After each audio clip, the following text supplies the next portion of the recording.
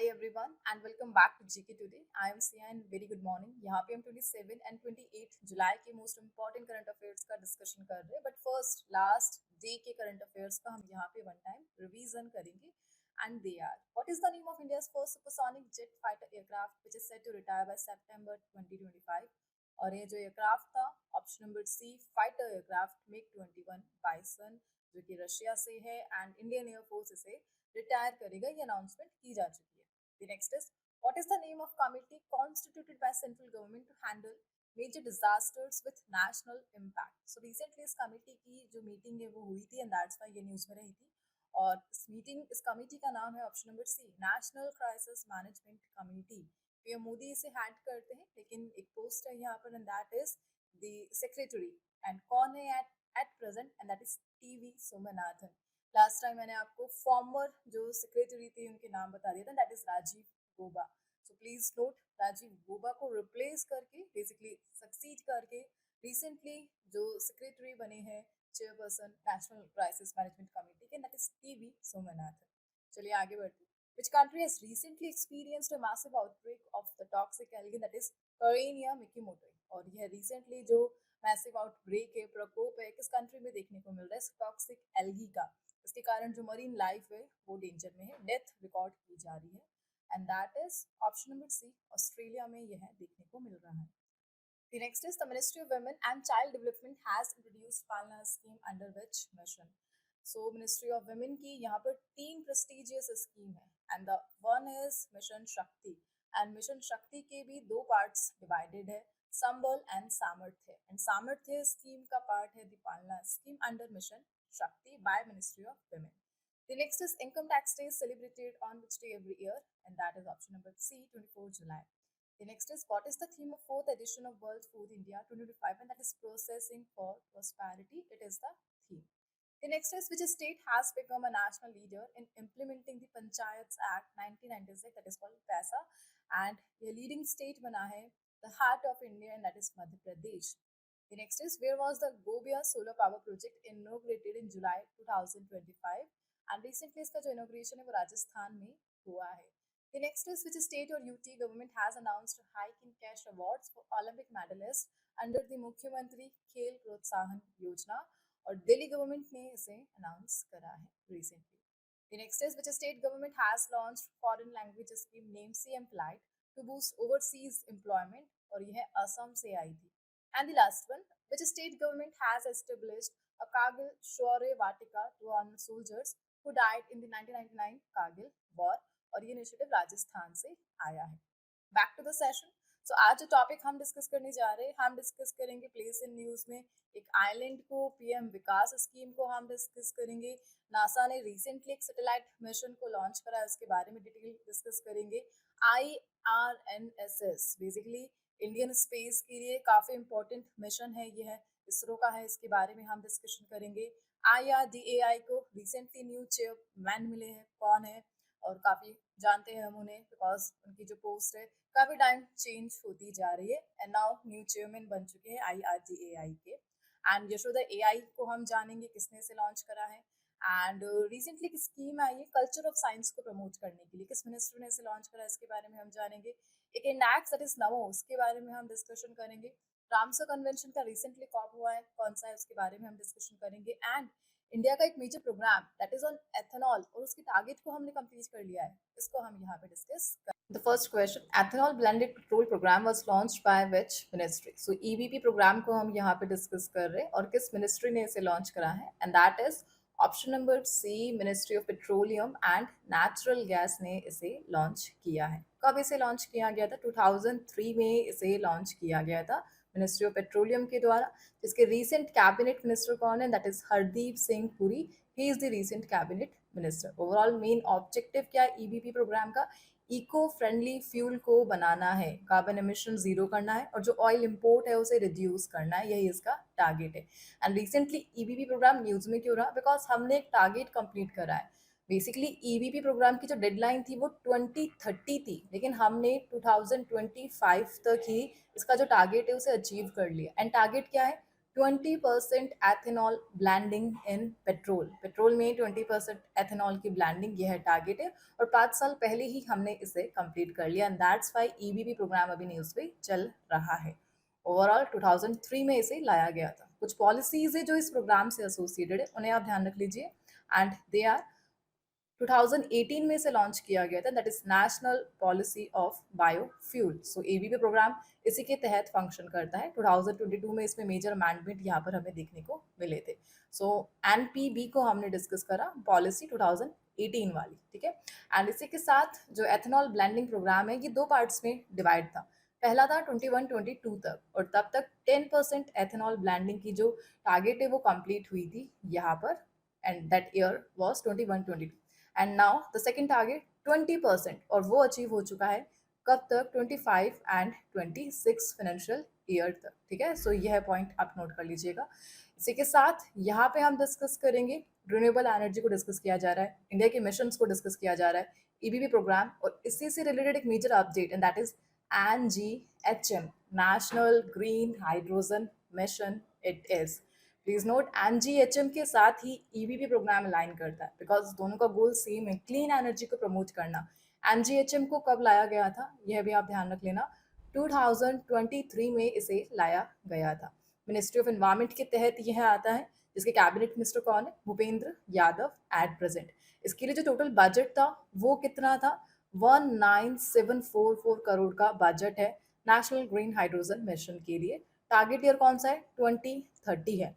और basically national जो green hydrogen mission है, इसे दो पार्ट में डिवाइड किया गया है, फेज 1 एंड फेज 2। जो फेज 1 है वो 2022 से स्टार्ट हुआ है एंड 2026 तक चलेगा, एंड फेज 2 2026-27 फाइनेंशियल ईयर से 2030 तक चलेगा। सो दो फेज में यहाँ पर यह डिवाइडेड है। ओवरऑल कुछ गोल्स है यहाँ पर जो हमें कंप्लीट करने हैं नेशनल ग्रीन हाइड्रोजन मिशन के तहत। जो सबसे मोस्ट इंपॉर्टेंट गोल है दैट इज 5 मिलियन टन जो ग्रीन हाइड्रोजन है वो एनुअली हमें प्रोड्यूस करनी है। टारगेट 5 मिलियन है और 2030 तक इसे अचीव हमें करना है। इसी के साथ इलेक्ट्रोलाइजर की जो मैन्युफैक्चरिंग है उसे बूस्ट करना है, और उसी के लिए एक स्कीम ऑलरेडी है यहाँ पर and that is site. Site का फुल फॉर्म क्या है ये आप बता दीजिए। साइट के तहत क्या करना चाहती है गवर्नमेंट, जो मैन्युफैक्चरर्स है इलेक्ट्रोलाइजर्स के, उन्हें इंसेंटिव देना चाहती है सो दैट उन्हें बूस्ट मिले और वो इलेक्ट्रोलाइजर्स की जो मैन्युफैक्चरिंग कैपेसिटी है उसे बढ़ाए। बिकॉज हमारा टारगेट यहाँ पर इलेक्ट्रोलाइजर्स के लिए 60 to 100 गीगा वॉट है। सो ये सारे target national green hydrogen mission के तहत आते हैं। EBP ethanol blending 20%, right. Overall हमने यहाँ पे क्या डिस्कस करा, the EBP programme and national green hydrogen mission. EBP programme 2003 में आया था and national green hydrogen mission 2023 में आया था, right. Hope this question is clear. At last ethanol को डिस्कस किया जा रहा है, इसका केमिकल फॉर्मूला आप ध्यान रख लेना एंड दैट इज C2H5OH। सबसे बेसिक जो क्वेश्चन है यहाँ पे। चलिए आगे बढ़ते, कुछ रिवीजन क्वेश्चंस हम यहाँ पे करेंगे जो एसोसिएटेड है ग्रीन हाइड्रोजन से बेसिकली, क्योंकि यहाँ पर क्लीन एनर्जी को हम प्रमोट कर रहे हैं। सो उसी से रिलेटेड कुछ करंट अफेयर्स का हम यहाँ पे रिवीजन करते हैं। So Dholera special investment region, India's first greenfield smart industrial city, is located in which state. So यह कहाँ पर लोकेटेड है, एंड दैट इज गुजरात में लोकेटेड है। Which country has launched the global observing satellite for greenhouse gases and water cycle? और इसे launch करा है जापान ने। एंड ग्रीन स्टोन बेल्ट है, यह है बेसिकली किस कंट्री में यह लोकेटेड है, कनाडा में लोकेटेड है। बेसिकली इसका प्रोनाउंसिएशन थोड़ा टिपिकल है, I will try next time. Where is India's first green data center being established? And that is Ghaziabad, Uttar Pradesh में इसे बनाया जाएगा। Where was India's first off-grid 5 megawatt green hydrogen pilot plant commission, और इसे initiate किया जाएगा गुजरात पे। And which institute has developed next generation device that produces green hydrogen using only solar energy, और इसे जो किसने इनिशिएट करा, Bengaluru based CENS, that is centre for nano and soft matter sciences. And that is which country has developed a green chemical method using natural fatty acids from cooking oils to recover silver from e-waste? So ये जो initiative था ये Finland से आया था, the Nordic nation Finland, we all know. चलिए आगे बढ़ते थे नेक्स्ट वन। यहाँ पे हम डिस्कस कर रहे हैं रामसर कन्वेंशन को, एंड बेसिकली रिसेंटली ये न्यूज में रहा बिकॉज इनकी एक मेजर कॉप हुई है यहाँ पर। कॉप का एडिशन 15 है, और किस कंट्री ने इसे होस्ट करा है, and that is Zimbabwe. Zimbabwe ने रिसेंटली होस्ट करा थी कॉप 15, और इंडिया से गए थे पार्टिसिपेट करने। Cabinet minister and that's Y ये है न्यूज में रहे। कौन से cabinet minister? The union minister that is Shri Bhupendra Yadav. कौन सी मिनिस्ट्री है इनके पास? मिनिस्ट्री ऑफ एनवायरमेंट फॉरेस्ट इनके पास है, श्री भूपेंद्र यादव जी के पास। ओवरऑल इन्होंने इंडिया को रिप्रेजेंट करा। कॉप 15 ऑफ रामसर कन्वेंशन कहाँ पे हुई थी? जिम्बाब्वे में, एग्जैक्टली विक्टोरिया फॉल, जुलाई में ही चली है और 15th ये एडिशन है। सो यहाँ पर इंडिया के कुछ अचीवमेंट्स को शोकेस किया गया, इंडिया के जो एफर्ट्स है उन्हें रिकग्नाइज किया गया। ओवरऑल इंडिया के पास 91 रामसर साइट्स है एट प्रेजेंट, और हम सम 1.36 मिलियन हेक्टर का जो एरिया है रामसर साइट्स का उसे कवर कर रहे हैं। लार्जेस्ट है एशिया में एंड ग्लोबल लेवल पर हम थर्ड रैंक पर आते हैं नंबर ऑफ रामसर साइट्स में, ठीक है। और इसी के साथ जो इंडिया है, ऑब्वियसली श्री भूपेंद्र यादव, इन्होंने कॉप 15 के दौरान कुछ ग्लोबल एनवायरमेंटल लीडर और जो ग्रुप है उनसे बायलैटरल टॉक में पार्टिसिपेट किया, ठीक है। सो यहाँ पे बेसिकली जो पॉइंट है हमारा दैट इज रामसर कन्वेंशन। इससे से रिलेटेड कुछ फैक्ट्स को हम डिस्कस करेंगे। कब रामसर कन्वेंशन को साइन किया गया था? 1971 में इसे साइन किया गया था, ठीक है। और रामसर कन्वेंशन को इंडिया ने कब अडॉप्ट करा? यह भी इंपॉर्टेंट है। 1982 में इंडिया ने इसे अडॉप्ट करा है, ईयर ध्यान रख लेना 1982, ठीक है। और इसी के साथ एक कंफ्यूजिंग पॉइंट यहाँ पे रहता है। रामसर कन्वेंशन को हम डिस्कस कर रहे हैं, एक टर्म है दैट इज वेटलैंड इंटरनेशनल। सो नाम से ऐसा लग रहा है कि जैसे रामसर कन्वेंशन को बनाने वाली ऑर्गेनाइजेशन है, that is, please note, it is not the forming organisation of Ramsar convention. Basically Ramsar convention एक ट्रीटी है जिसे 1971 में साइन किया गया, और वेटलैंड जो इंटरनेशनल है ये ऑलरेडी 1954 में बन चुकी थी रामसर कन्वेंशन से पहले, और एक एनजीओ है यह जो कि रिसर्च और वेटलैंड कंजर्वेशन फील्ड में काम करता है। होप दोनों टर्म आपको क्लियर है, Ramsar convention and wetland international. यहाँ पर एक लिस्ट हम डिस्कस कर रहे हैं and that is Montreux record.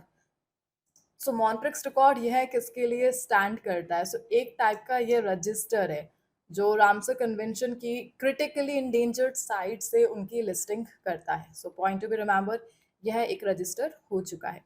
और इंडिया की कुछ साइट्स है जो इस रजिस्टर में है, yes there are. So Keoladeo national park है हमारे पास जो कि राजस्थान में है, वो इस रजिस्टर में है। लोकटक लेक है जो मणिपुर में है, वो इस रजिस्टर में। एंड लास्ट चिलिका लेक, ये कभी हुआ करती थी लेकिन रेस्टोरेशन प्रोजेक्ट के बाद इसे यहाँ से हटा दिया गया। किस लिस्ट को हम डिस्कस कर रहे हैं? दैट इज मॉन्ट्रिक्स रिकॉर्ड, जो किससे से रिलेटेड है? रामसर कन्वेंशन की जितनी भी साइट्स है, जो रामसर साइट्स है उनमें जो क्रिटिकल साइट्स है उसकी लिस्टिंग यहाँ पे की जाती है, जो काफ़ी डेंजर भी है। ओवरऑल कॉप 15 को हमने यहाँ पे डिस्कस करा। जो लास्ट एडिशन था कॉप, कहाँ पे हुआ था? दैट इज 14 जिनेवा स्विट्जरलैंड में 2022 में। थीम क्या थी कॉप 14 की? देख लो पहले, and that is wetland actions for people and nature. COP 15 अभी रिसेंटली जिम्बाब्वे में हुआ है, और इसकी थीम क्या है कि आपको बताना है कमेंट बॉक्स में, बिकॉज अभी न्यूज़ में चल रही है।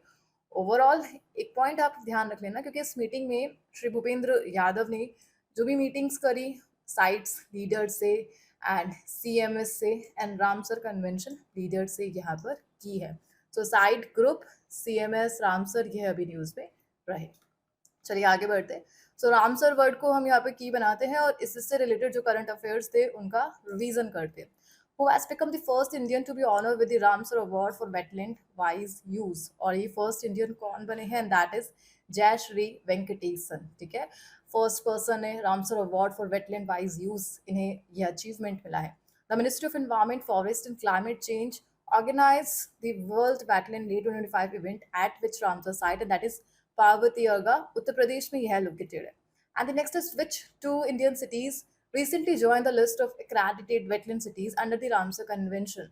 काफी इंपॉर्टेंट क्वेश्चन है ये। इंदौर एंड उदयपुर को रिसेंटली रिकग्नाइज किया गया है एज अ वेटलैंड सिटीज, और रामसर कन्वेंशन ने इन्हें रिकग्नाइज किया है, राइट। चलिए आगे बढ़ते हैं। दी नेक्स्ट वन। सो यहाँ पर एक आइलैंड को हम डिस्कस कर रहे हैं। इस आइलैंड का नाम है सिरोस आइलैंड। रिसेंटली न्यूज में था। किस कंट्री में यह लोकेटेड है? यही आपसे पूछा जा रहा है। आंसर है ऑप्शन नंबर बी, ग्रीस का यह पार्ट है। सो रिसेंटली हुआ क्या? इजराइल के सबसे डिस्प्यूट चल रहे हैं यहाँ पर। सो रिसेंटली एक क्रूज शिप थी जिसमें इजरायली टूरिस्ट थे, और उन्हें जो सिरोस आइलैंड है यहाँ पर डॉक प्रोसेस के लिए अलाउ नहीं किया गया, एंड दैट्स वाई ये न्यूज़ में रहा। जो भी प्रोटेस्ट चल रहा है इसराइल का गाजा वॉर में, एंड दैट्स वाई इसराइल के जो टूरिस्ट है इन्हें अलाउ नहीं किया गया by the grace, and that's Y ये न्यूज़ में रहा। सो एज अ रिजल्ट जो शिप है उसे अपना रूट चेंज करना पड़ा और यह गए साइप्रस के रूट से। ओवरऑल सिरोस आइलैंड, इसका लोकेशन ध्यान रख लेना, एक साइक्लेड है यह और एजियन सी में यह लोकेटेड है, ठीक है। सो बेसिकली जो टर्म हम यहाँ पे डिस्कस करेंगे, ग्रीस को हम डिस्कस करेंगे, एजियन सी को हम डिस्कस करेंगे, एक साइप्रस को हम डिस्कस करेंगे and the other thing Greece. So जो ये पेनिनसुला आपको दिख रहा है दैट इज बाल्कान पेनिनसुला, यहाँ पर लोकेटेड है ग्रीस, ठीक है। इसकी जो capital that is Athens, it is the capital, और एजियन सी से यह सराउंडेड है। आगे नीचे जाकर मेडिटेरेनियन सी आएगा, ऊपर यहाँ पर टर्की लोकेटेड है, देन बॉस्फोरस स्ट्रेट है और यहाँ पर ब्लैक सी लोकेटेड है, ठीक है। एंड इस तरफ आयोनियन सी, सो इस प्रकार Ionian sea, Aegean sea and नीचे मेडिटेरेनियन सी से सराउंडेड है the Greece. And the second country जो हम डिस्कस कर रहे हैं साइप्रस, यहाँ पे शो हो रही है। वी ऑल नो साइप्रस अभी न्यूज में था, इसकी capital Nicosia, because PM Modi यहाँ पर विजिट के लिए गए थे टर्की से जो हमारे रिलेशन खराब हुए थे। चलिए आगे बढ़ते, आइलैंड वर्ड को यहाँ पे हम पकड़ते एंड उससे से रिलेटेड कुछ क्वेश्चंस को रिवाइज करते and they are Tiwai island which has become a UNESCO world heritage site is located in which country. तो तवाई आइलैंड न्यूज में रहा और यह सियरा लियोनी में लोकेटेड है। एंड न्यांगाई आइलैंड, यह किस कंट्री का पार्ट है, that is also Sierra Leone. Tokara island अभी न्यूज में रहा और यह किस कंट्री का पार्ट है, जापान का पार्ट है। वन धन विकास केंद्र was recently set up by Andaman and Nicobar Islands administration to which for which tribe, and that is Ongi tribe. And Karyachali Island ये कहाँ पर किस स्टेट में लोकेटेड है, एंड दैट इज तमिलनाडु में, ये आपको देखने को मिलेगा। फॉकलैंड आइलैंड किस सी का पार्ट है, साउथ अटलांटिक ओशन का। एंड कियोज आइलैंड ये किस सी में लोकेटेड है, एजियन सी में लोकेटेड है। एंड आई होप आपको पता है कि एजियन सी की लोकेशन कहाँ पर है। चलिए आगे बढ़ते थे नेक्स्ट वन, एक मेजर स्कीम को हम डिस्कस कर रहे हैं जिसका नाम है PM Vikas scheme, flagship scheme of which ministry, यही आपसे पूछा जा रहा है, and that is option number C, ministry of minority affair के तहत यह फंक्शन करती है। बता सकते हैं पीएम विकास स्कीम को कब लॉन्च किया गया था, काफी टाइम हमने डिस्कस करा है। सो 2024 में इसे ऑफिशियली लॉन्च किया गया है एंड किस मिनिस्ट्री के तहत आती है, माइनॉरिटी अफेयर। कौन है इसके लिए रिसेंट कैबिनेट मिनिस्टर, सर किरण रिजिजू, यह he is the cabinet minister of ministry of minority affair, tribal के ज्वालाौरम में। सो रिसेंटली हुआ क्या, जो पीएम विकास स्कीम है इसके डेवलपमेंट के लिए एक मीटिंग हुई थी जो जिसका थर्ड एडिशन यहाँ पे, and that is the third empowered committee meeting. Third edition था एम्पावर्ड कमिटी मीटिंग जिसे मिनिस्ट्री ऑफ माइनॉरिटी अफेयर ने लेड करा। बेसिकली पीएम विकास स्कीम इसलिए इम्पॉर्टेंट है बिकॉज लास्ट कोई 5 स्कीम्स थी, उन्हें आपस में मर्ज करके पीएम विकास को 2024 में बनाया गया था। और आपको याद है उन स्कीम का नाम, इम्पॉर्टेंट है, सीखो और कमाओ है। सेकंड कौन सी है, नई मंजिल है। थर्ड कौन सी है, नई रोशनी। देन उस्ताद, देन हमारी धरोहर। सो ये 5 मेजर स्कीम है और इन सबको इंटीग्रेट करके पीएम विकास बना दिया गया 2024 में। ओवरऑल ये जो पीएम विकास है 6 माइनॉरिटी कम्युनिटीज पर फोकस करती है। कौन कौन सी, Muslim, Christian, Sikh, Buddhist, Jain and the last one Parsis. So 6 minority communities पर फोकस्ड है the PM Vikas scheme, so that इनके economic development, education, women leadership, entrepreneurship, infrastructure, skill development, इन सब पे फोकस किया जा सके, एंड दैट्स व्हाई यह न्यूज में रहा।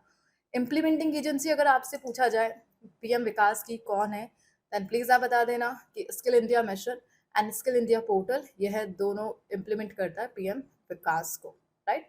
चलिए आगे बढ़ते, कुछ स्कीम्स को हम यहाँ पे रिवाइज कर लेते जो हाल ही फिलहाल में हमने लास्ट करंट अफेयर्स में डिस्कस करी थी, and they are which organization has launched the PM professorship scheme, और इसे किसने लॉन्च करा, and that is ANRF, Anusandhan national research programme foundation basically, and which institution has launch the venture capital fund settlement scheme, और इसे launch करा है सेबी ने। सेबी के एट प्रेजेंट जो चेयरपर्सन है, जिन्होंने माधवी पुरी बग को रिप्लेस करा था, तुहिन Kanta Pandey. The next is, what is the name of the recently approved scheme focusing exclusively on agriculture and allied sector? और इसका नाम है प्राइम मिनिस्टर धन धान्य कृषि योजना। काफी इंपॉर्टेंट है बिकॉज 2025 के बजट में ही इसे लॉन्च किया गया है।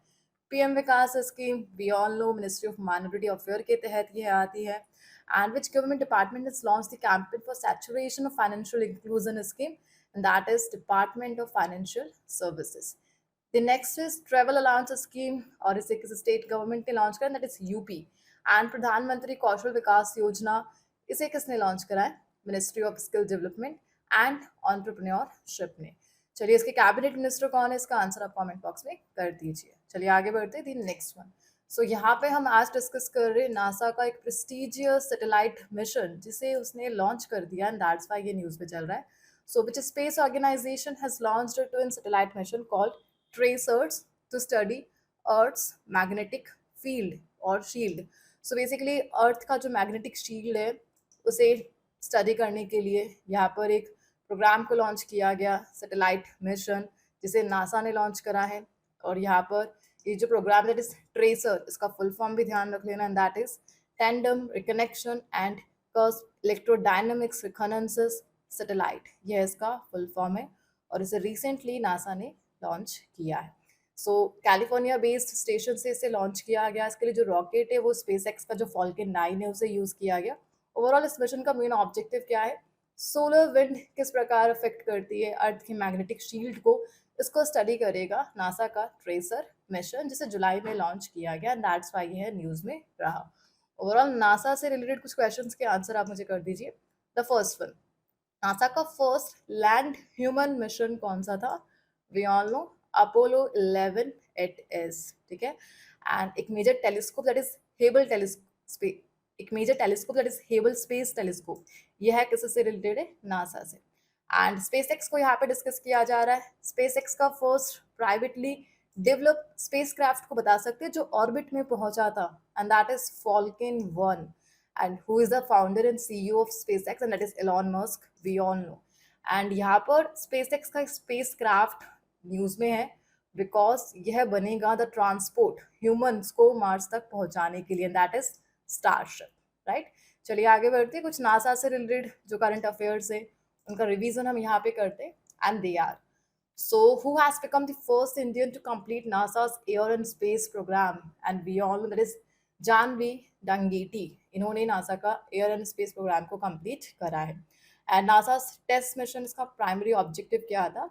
जो बिगेस्ट ब्राइटेस्ट ड्वार्फ स्टार्स है इनके अराउंड जो एक्सो प्लैनेट्स हैं उन्हें डिस्कवर करना, यह इसका मेन ऑब्जेक्टिव है। तो नासा का टेस्ट मिशन है टेस्ट। हम नेक्स्ट डिस्कस करें ब्लू घोस्ट लैंडर, जो कि नासा के किस प्रोग्राम का पार्ट था? दैट इज आर्टेमिस प्रोग्राम का पार्ट है the blue ghost lander. And distant Galaxy को हम यहाँ पे डिस्कस कर रहे हैं, जैसे नासा का जो जेम्स वेब स्पेस टेलीस्कोप है उसने डिस्कवर करा था, that is Firefly sparkle. What is the name of Earth observation satellite developed by NASA and ISRO? And that is NISAR, joint initiative between ISRO and NASA. And the next one, what atmospheric phenomenon was recently observed above Antarctic's Pine Island Glacier by NASA's Landsat 8 satellite? And that is sea smoke. And the last question, that is laser interferometer space antenna mission is a collaborative project between NASA and which space agency? And that is ESA. चलिए आगे बढ़ते हैं next one. सो इसरो का एक prestigious satellite system को हम यहाँ पे डिस्कस कर, इसका नाम है IRNSS, and that is Indian regional navigation satellite system. इसका मेन ऑब्जेक्टिव क्या है? अर्थ की ऑर्बिट में से प्लेस करना है सो दैट इंडिया का जो नेविगेशन सिस्टम है, वर्ल्ड का जो नेविगेशन सिस्टम है उसे इम्प्रूव किया जा सके। सो ये जो प्रोजेक्ट है इसे इसरो ने डेवलप करा है, the first point. So ISRO plan कर रहा है अभी रिसेंटली IRNSS प्रोजेक्ट के तहत 3 नेविगेशन सैटेलाइट्स को नेक्स्ट ईयर यानी 2026 में लॉन्च करने के लिए। यहाँ पर IRNSS इसका सेकंड नेम है, दैट इज निविक। निविक के नाम से इसे जाना जाता है और बेसिकली एक इंडिपेंडेंट सैटेलाइट सिस्टम है। जैसे सप्तर्षि आपने सुना है द कॉन्स्टलेशन, सो वैसे ही यह 7 सैटेलाइट का एक कॉन्स्टलेशन होगा जो इसरो ने लॉन्च करा है। ओवरऑल एक पॉइंट आप ध्यान रखना कि 8 प्लानिंग थी यहाँ पर जो कॉन्स्टलेशन सैटेलाइट से इन्हें भेजने की, लेकिन अभी यहाँ पर 7 ही एक्टिव है।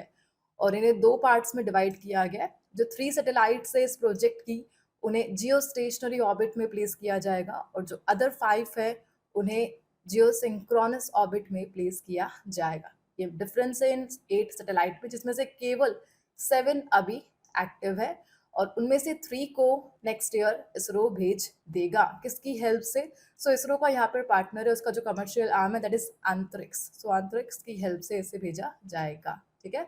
ओवरऑल इसरो के first chairman we all know that is Vikram Sarabhai. चलिए आगे बढ़ते। इसरो से रिलेटेड कुछ मेजर फैक्ट्स को हम यहाँ पे डिस्कस करते, जो कि हाल ही फिलहाल में हमने करंट अफेयर्स में देखे थे, and they are: so ISRO recently conducted the second short hot test of the semi-cryogenic engine for which launch vehicle, and that is launch vehicle Mark 3 LVM-3. ठीक है। ISRO has inaugurated the Sri S. Ramakrishnan Center of Excellence in Fluid and Thermal Science Research. किस institute में? IIT Madras में। इसरो का mission का नाम आपसे पूछा जाए, इसके तहत सक्सेसफुल जो स्पेस डॉकिंग अनडॉकिंग को कंप्लीट किया गया था, we all know SpaceX it was. And what is the name of the aerospace quality semiconductor chip jointly developed by IIT Madras and ISRO, and that is IRIS.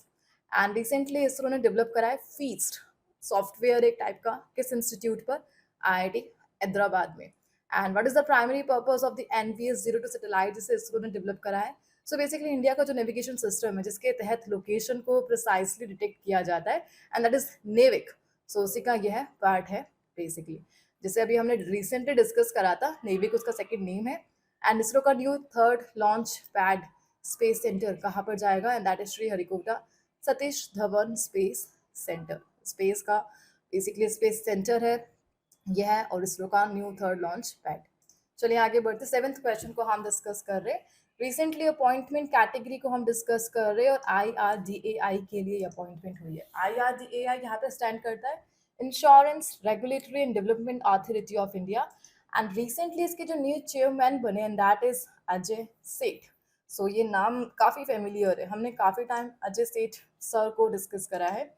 इससे पहले यह जो ministry of finance है उनके secretary थे, and now इन्हें बना दिया गया the new chairman of IRDAI।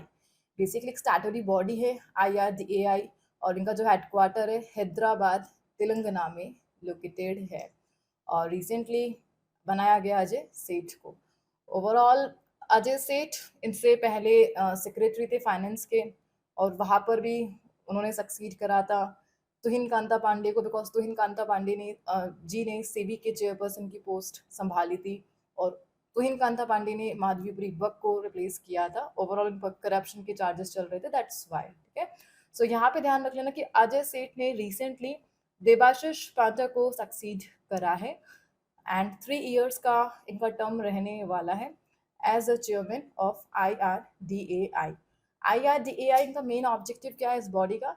So India का जो इंश्योरेंस इंडस्ट्री है, पॉलिसी है, उसे यह मेंटेन करती है। 2000 में इसे बनाया गया था, राइट।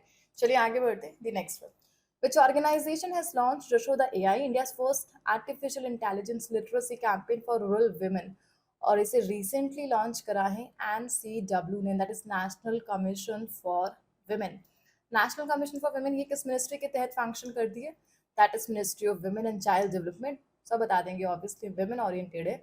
एंड यहाँ पे इन्होंने एक विमेन AI लिटरेसी वर्कशॉप को आयोजित करा, ऑर्गेनाइज करा उत्तर प्रदेश बेस्ड एक यूनिवर्सिटी में, that is Mahatma Jyotiba Phule university, Yashoda AI initiative के तहत। So Yashoda AI national commission for women ने इसे लॉन्च करा है। विमेन एम्पावरमेंट, AI एजुकेशन, यह इसका रोल है। ओवरऑल कुछ 11 वर्कशॉप्स अभी तक यह हो चुकी है रूरल वुमेन्स का जो पार्टिसिपेशन है AI डिजिटल उसमें इंट्रोड्यूस करने के लिए। Overall national commission for women, यहाँ पर आप 2 पॉइंट इससे ध्यान रख लेना। फर्स्ट कि इनकी फर्स्ट जो चेयरपर्सन थी वह कौन थी, एंड दैट इज जयंती पटनायक। काफी टाइम हमने इनका नाम डिस्कस करा है, एंड एट प्रेजेंट कौन है? And that is Vijaya Kishore Rahatkar. She is the present chairman of national commission for women, जो मिनिस्ट्री ऑफ वुमेन के तहत आती है। ओवरऑल NCW 1992 में इसे बनाया गया था। Moving on, the next one, The scheme for promotion of culture of science is an initiative of which ministry? So एक major scheme को हम discuss कर रहे हैं and that is culture of science और ये एक initiative है basically और इसे किसने launch करा है and that is Ministry of Culture ने इसे launch करा है. Basically यहाँ पर ये mark गलत हो चुका है. Ministry of Culture इससे associated है and recently जो Union Minister of Culture and Tourism that is Gajendra Singh Shekhawat उन्होंने इस इनिशिएटिव की जो अपडेट्स है वो लोकसभा में दी एंड दैट्स व्हाई ये अभी न्यूज में रही. ओवरऑल इस स्कीम का इस इनिशिएटिव का मेन ऑब्जेक्टिव क्या है? साइंटिफिक जो कल्चर है, साइंटिफिक अवेयरनेस, जिज्ञासा लोगों में प्रमोट करना है, उन्हें बढ़ावा देना है एंड दैट्स व्हाई इस इनिशिएटिव को मिनिस्ट्री ऑफ कल्चर ने रिसेंटली लॉन्च करा है. इसकी इम्प्लीमेंटिंग एजेंसी आपसे पूछी जाए then you have to answer national council of science museum it is, जो कि इसकी नोडल एजेंसी है और इसे इम्प्लीमेंट करेगी इस इनिशिएटिव को. ओवरऑल हर स्टेट हर डिस्ट्रिक्ट में यहाँ पर science cities, science centre, innovation hub, digital platform बनाया जाएगा सो दैट साइंस के लिए जिज्ञासा, क्यूरियोसिटी को डेवलप किया जा सके. ओवरऑल सम 27 साइंस सेंटर ऑलरेडी एस्टेब्लिश किए जा चुके हैं इस इनिशिएटिव के तहत. चलिए आगे बढ़ते हैं. द लास्ट क्वेश्चन, सो एक इंडेक्स को हम डिस्कस कर रहे हैं that is the number safety index 2025 और यहाँ पर इंडिया की रैंक यहाँ पे क्या रही है? दैट इज 67 रैंक हमें यहाँ पर मिली है. 146 कंट्रीज का डेटा यहाँ पर आया था एंड 146 कंट्रीज के डेटा में से हमें 67 रैंक यहाँ पे दिया गया 55.8 के स्कोर के साथ. ओवरऑल यूजर बेस्ड रैंकिंग यहाँ पे प्रोवाइड की गई, यानी पीपल से डायरेक्टली इंटरेक्शन किया गया और इसके जितने भी पिलर्स है इस रैंकिंग के लिए और लोगों के जजमेंट से यहाँ पे कंट्रीज को जो रैंकिंग है वो प्रोवाइड की गई. प्लीज नोट हमारी जो रैंकिंग है वो यूएस एंड यूके से भी बेटर है और ये जो इंडेक्स है बेसिकली क्या मेजर करता है? पर्टिकुलर कंट्री का सेफ्टी परसेप्शन क्या है, क्राइम फियर कितना है, इंसिडेंट्स जो भी एक्सीडेंट्स है उनका रेट क्या है. सो हमारा जो रैंक है यहाँ पे 67 है which is better than US and UK both. Top किसने करा है? एंडोरा ने यहाँ पे टॉप करा है. Then UAE, Qatar, Taiwan, Oman, ये टॉप रैंक कंट्रीज है हाई सेफ्टी के साथ और प्रॉपर कानून के साथ, पॉलिसीज के साथ. ओवरऑल यह एक प्लेटफॉर्म है बेसिकली नमो जो सेफ्टी इंडेक्स को हर साल बेसिकली रिलीज करता है एंड यहाँ पर डायरेक्टली पीपल से इंटरेक्शन करके कंट्रीज को रैंक प्रोवाइड की जाती है. Hope this question is clear. So आज इस सेशन को हम यहाँ पे एंड करते हैं. होप सारे क्वेश्चन आपको क्लियर हो चुके हैं. स्पीड अगर स्लो लग रही है तो सेटिंग में स्पीड को इन्हांस करने का ऑप्शन है, तेज कर लीजिए आप. एंड हम मिलते हैं नेक्स्ट सेशन के साथ. आज के आपके लिए जो क्विज के क्वेश्चन है वो इंडेक्स टॉपिक से रिलेटेड है, then that you have to answer in the comment box. And हम मिलते हैं नेक्स्ट सेशन के साथ. And for more information you can check the description box just below the video. Thank you for watching.